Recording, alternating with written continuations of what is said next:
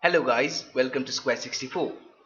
Today we are continuing our series on the French defense, and today we are going to take a look at the exchange variation of the French defense. But before we start today's video, I would suggest you to watch the video till the end, because at the end of the video there is a cool chess puzzle waiting to be solved.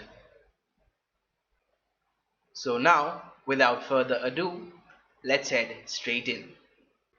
So it of course starts with e4, e6, d4, d5, and here instead of playing the moves knight to d2, the Tarrasch, or knight to c3, the Paulsen variation, white simply captures the d pawn, black has to recapture, and this is the basic position of the exchange variation of the French defense. It is one of the most boring and passive positions in all of chess, and most of the time it leads to a draw. The reason why I am showing this variation first is twofold. One is to simply flush it out of your system once you have seen it, and two is for the beginners. Now, if you are more advanced or experienced in chess, facing the French defense, you might not always play the exchange variation. The most common lines are knight to d2 Tarrasch, or knight to c3 Paulsen, or even the advanced variation of the French. But the beginners who are not more theoretically inclined might find these closed structures a bit weird. So what they do is simply exchange the e-pawns to reach more open position. Now of course it's an open position. Your bishops are free to move. You do not have the problem of bad bishop anymore, and all of your minor pieces and major pieces can move freely. You can easily castle, but it's very passive.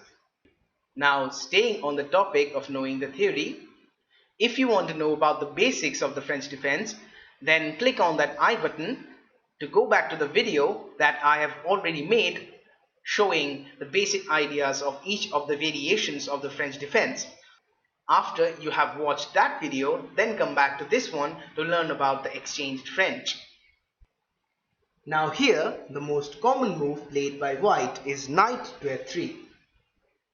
Now if you look at the pawn structure, you'll see neither side has a lot of initiative. But because all of the pieces could be developed easily, either side would have attacking chances.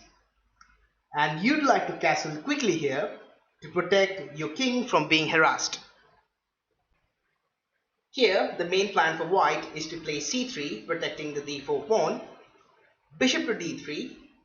The dark square bishop would choose its post. It can go to e3, f4 or g5, but the most commonly it goes to the square e3, then white would simply castle.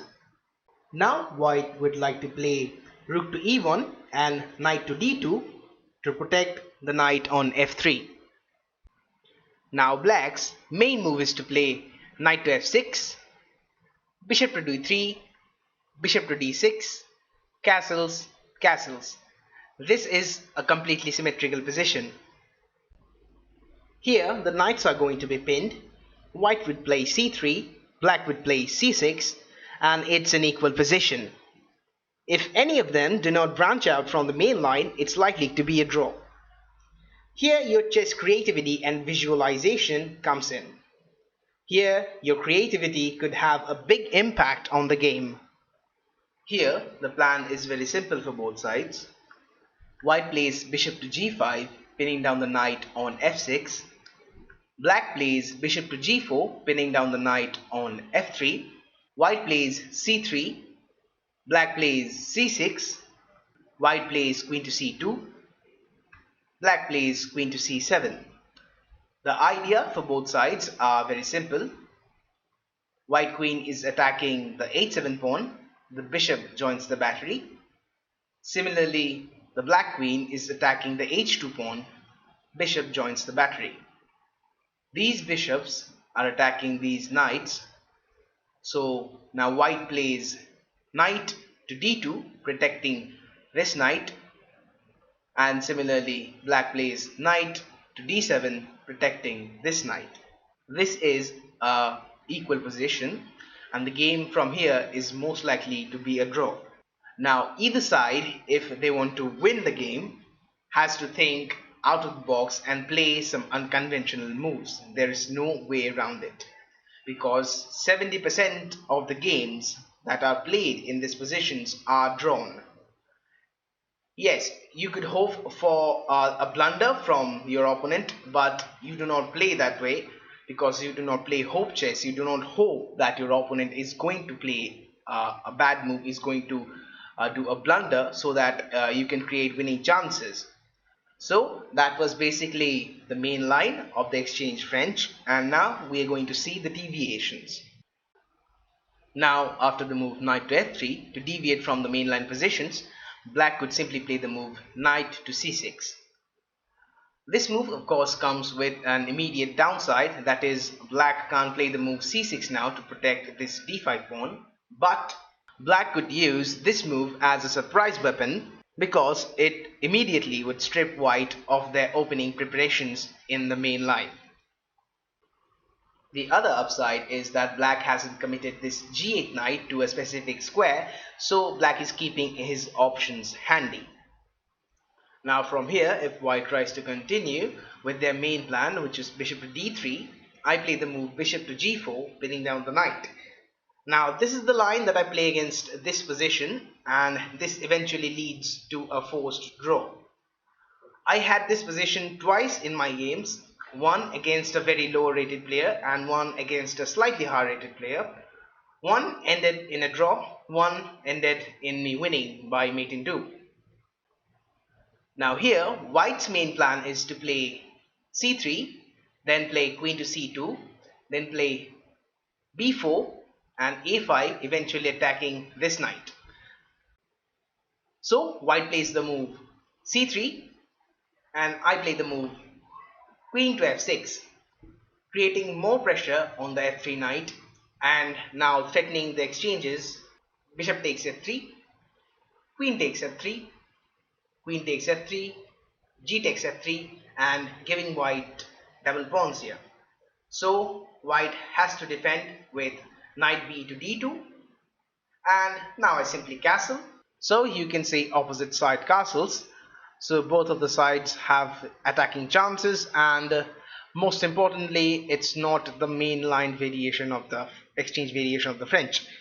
So I carry on with the move bishop to d6, attacking this h2 pawn.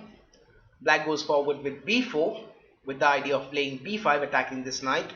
So the knight goes back to the e7 square, also protecting this d5 square. Queen to b3. Now knight develops to the h6 square with the idea of going to f5 and then g3. Knight h to f5, h3, attacking the bishop, and here you actually sacrifice the bishop to reach the draw. So bishop takes h3, g takes h3, queen to g6 check, king to h1, knight to g3 check, f takes g3, queen takes g3.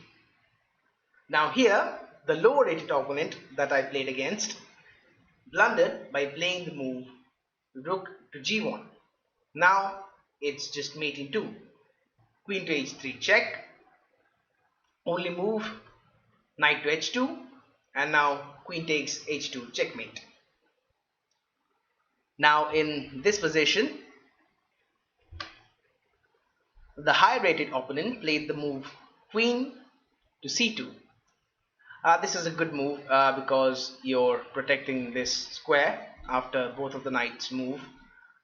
But now you simply play the move queen takes h3 check, only square g1, queen to g3 check, only square h1, queen to h3 check, only square g1, queen to g3 check. It's perpetual check and it's draw by repetition.